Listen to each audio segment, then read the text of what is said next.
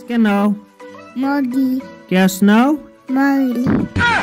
आज सुबह 9 बजे बाहर निकलने के बाद बाहर बहुत ज़्यादा खुली धूप थी तो मैं बहुत ज़्यादा खुश हो गया। खुश होने के बाद मैंने बैक कैमरा ऑन करते ही बैक का जो व्यू है वो बहुत ही प्यारा लग रहा था। तो मैं वहाँ से सीधा निकल पड़ा बस स्टॉप पे। बस स्टॉप पे पहुँचते ही मुझे 1-2 साल वेट करना पड़ा वहाँ पे, क्योंकि गाड़ी नहीं मिल रही थी। 1-2 साल वेट करने के बाद फाइनली एक गाड़ी मिल गई जिसमें मैं बैठ के पहुँच गया अनंतनाग पहुंचने के बाद मुझे आज रेलवे स्टेशन अनंतनाग जाना था तो मैं वहां से सीधा बैठ गया रेलवे स्टेशन की गाड़ी में। बैक कैमरा घुमाया, बैक का व्यू जो है वो बहुत ही प्यारा लग रहा था। तो मैं फाइनली पहुंच गया अनंतनाग रेलवे स्टेशन पहुंचते ही मैं ऊपर स्टेयर्स पे अभी जा ही रहा था तो आसपास देख रहा था कि कहीं कोई अजीम हस्ती ना मिल जाए। तो देखते ही देखते मेरी नज़र जो है वो मोदी जी की तरफ पड़ी। मोदी जी के साथ हाई हेलो करते ही मैं वहाँ से फ्रंट कैमरा ऑन करने के बाद मैंने खुद का थोबड़ा दिखाया। खुद का थोबड़ा भी बहुत ही प्यारा लग रहा था। तो मैंने बैक कैमरा किया, कुछ महिलाएं प्रणाम कर रही थी, इनका जवाब देते हुए मैं वहां से निकल पड़ा सीधा टिकट काउंटर की तरफ। टिकट काउंटर पे पहुंचते ही टिकट काउंटर वाले ने बोला कि भाई साहब आपकी ट्रेन आने में अभी टाइम है तो आपको अभी टिकट नहीं मिलेगी। तो मैं वहां से निकल पड़ा। मुझे दिमाग में आया कि कहीं आसपास जाके थोड़ा सा वीडियो बनाते हैं, क्योंकि वीडियो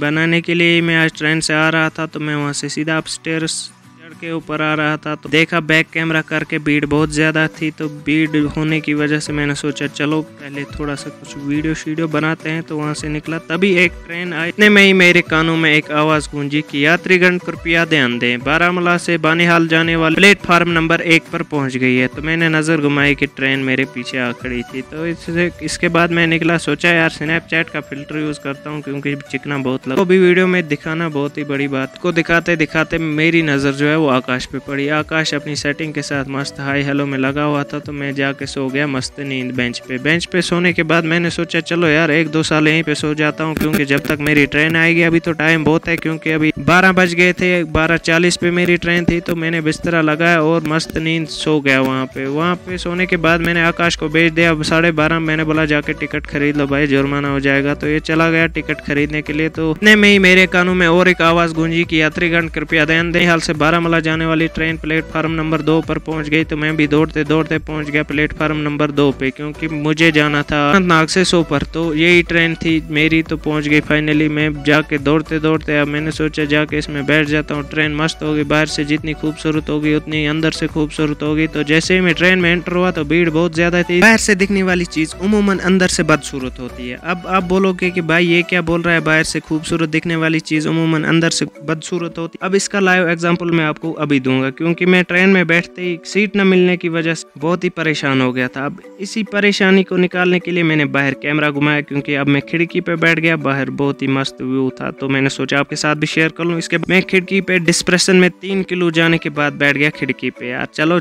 आज ट्रेन में ही सफर करना था तो खिड़की पे बैठना था, मस्त हवाएं खानी थी, क्योंकि मेरी हालत जो है वो बहुत ही खराब हो गई थी। क्योंकि अब धूल मिट्टी जो सब कुछ था वो मेरे बालों पे और मेरे जैकेट पे लगी हुई थी। मैं भी खिड़की पे ही बैठ गया। अब मैंने सोचा चलो अब इसके बाद थोड़ा सा सिनेमैटिक शॉट लेते हैं। सिनेमैटिक शॉट लेने के लिए मैं सर अपना जो है वो खिड़की से बाहर निकाला और आगे की तरफ घुमाया, क्योंकि अभी आगे सामने रेलवे स्टेशन और आने वाला था। तो ट्रेन जो है वो हल्की स्पीड में चल रही थी। तो इसके बाद मैंने अंदर जाके देखा कि एक सीट खाली पड़ी थी। मैंने शुक्र मनाया कि चलो अब बैठता हूँ, थोड़ा सा रेस्ट लेता हूँ। रेस्ट लेने के लिए मैं बैठ गया और मेरी हालत जो है बहुत ही ख़राब हो गई थी। इतने में ही टीटी दीदी आ गई और वो टिकट चेक कर रही थी। टिकट चेक करते करते मैंने सोचा चलो अब शुक्र है सीट तो मिल गई। इतने में ही मैं पहुँच गया बड़गाम। पहुँचने के बाद मैंने बैक कैमरा किया। बाहर का व्यू जो है वो बहुत ही मस्त आ रहा था। अभी तो 2:30 बजे हुए थे। तो मैंने सोचा चलो यहाँ का भी ये थोड़ा सा शॉट इसमें ऐड कर लेता हूँ, वो भी इससे खुश हो जाएंगे। अब मैं आपसे एक बात कहना चाहता हूँ कि आप कमेंट करके बताओ कि मेरे वीडियोस आप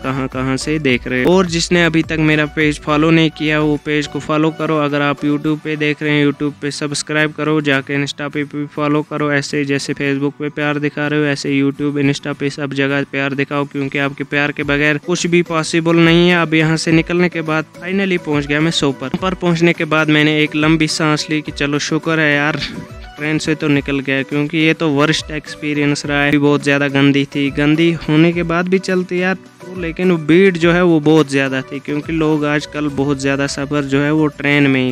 फेयर भी कम है। दूसरा तो नहीं जाता है 1 बजे खतरनाक से निकलने के बाद 12:40 पे हम पहुंच गए 2:40 पे लगभग। सो पर पहुंचने के बाद बैठ गया मैं गाड़ी में। अपना ये थोबड़ा दिखाता हूँ आपको, और आपको थोबड़ा दिखाते दिखाते आकाश ने बोला चलो मैं भी अपना थोबड़ा थोड़ा सा दिखाता हूँ। और आकाश आप सबको हाय हेलो कर रहा था, भी रिप्लाई देना हाय हेलो। तो चलो आगे बढ़ते। आगे बढ़ने से पहले आपको मैं बता दूं, अगर आपने अभी तक मेरा वीडियो देख लिया, इतना तो देख लिया, अब यहाँ पे एक लाइक प्यारा सा कर दो और प्यारा सा कमेंट कर दो। अब वीडियो देखने के बाद भी अगर आप लाइक नहीं करोगे, कमेंट नहीं करोगे या शेयर सपोर्ट नहीं दिखाओगे तो ये तो चीटिंग हुई ना भाई, चीटिंग हुई, सच में यार चीटिंग हुई। आकाश के हाई का रिप्लाई देने के बाद मैं पहुंच गया हंदवारा। हंदवारा पहुंचने के बाद मैंने अपना थोबड़ा घुमाया क्योंकि थोड़ी सी सुकून का सांस ले रहा था। तो इसके बाद मैंने कैमरा बैक घुमाया, व्यू भी बहुत ही मस्त आ रहा था। यहाँ पे हल्की फुल्की बर्फबारी जो है वो हुई 2-3 दिन पहले। यहाँ से निकलने के बाद मैं पहुंच गया घर। घर पहुंचते ही मैं चला गया 3 किलो डिस्प्रेशन में। 3 किलो डिस्प्रेशन में जाने की वजह जो है वो खाली बर्फ़ थी, क्योंकि यहाँ पे बहुत ज़्यादा बर्फ़ थी और ठंड भी बहुत ज़्यादा थी। अब इसी के साथ आगे का सीन क्या हुआ वो मैं आपको कल के वीडियो में बताऊंगा। तब तक बाय।